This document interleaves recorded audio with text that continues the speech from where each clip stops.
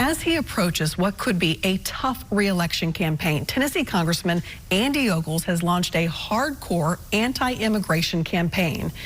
It is an issue that we know involves a lot of emotions on both sides, but what are the facts? News Channel 5 Chief Investigative Reporter Phil Williams went to one of the top immigration experts in the country to get answers. That's right. David Beer has spent years looking at all the issues surrounding immigration, looking beyond the emotions at the hard data. That is where, from his perspective, Andy Ogles' rhetoric misses the mark. All of these individuals hate America. For months, Tennessee Congressman Andy Ogles has been on an anti-immigrant crusade. You've got to deport, you've got to prosecute, you've got to denaturalize. Accusing immigrants of bringing crime to America. Because right now, 65% of individuals coming into this country, where do they end up? On welfare. And ripping off taxpayers. It's just totally backwards. The entire narrative couldn't be more wrong. And David Beer, who heads immigration studies for the libertarian Cato Institute, has studied the issue maybe more than anyone else. If you actually look at the crime numbers, every data source that we have, every single one that we've looked at shows the same story about immigrants and crime. They reduced the crime rate in the United States. According to Cato figures, native-born Americans were incarcerated at a rate of 1,195 for every 100,000 people. Undocumented immigrants were lower with a rate of 674 per 100,000, with documented immigrants being incarcerated at a rate of just 303 per 100,000. Yes, there are more crimes committed when the population is larger, but if the crime rate is lower, then your likelihood of being a victim of a crime goes down. Then there are the claims about immigrants being a drain on taxpayers.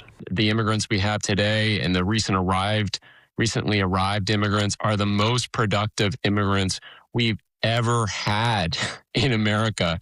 It's basically the opposite of the story that's being told about them. Cato says between 1994 and 2023, immigrants generated more in taxes than they received in benefits. They created a cumulative fiscal surplus of $14.5 trillion. Without immigrants, the U.S. government debt would be nearly twice its 2023 level. They're not taking jobs, they're creating better jobs.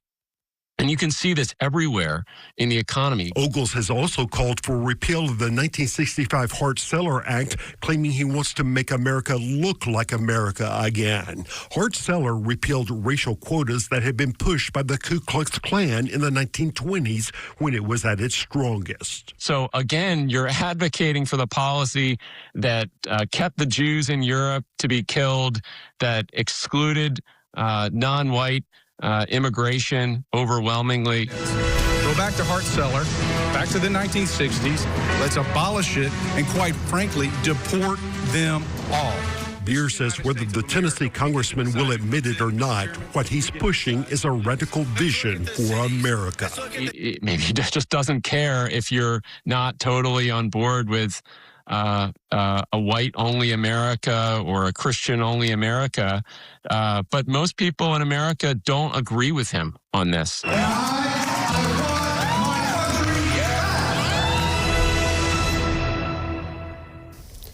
It is interesting to note that on the social media platform X, Congressman Ogles follows an account that puts out its own stats to argue why the U.S. should be for whites only. It even suggests that black Americans could be paid to move to Africa.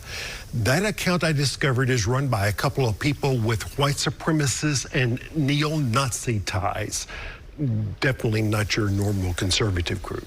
Listen, immigration is a complicated, it's also an emotional issue. You have asked the congressman to sit down and answer your questions. Yeah, I'd love to hear from him. I've even offered to post the entire interview online, so it's clear we haven't edited anything.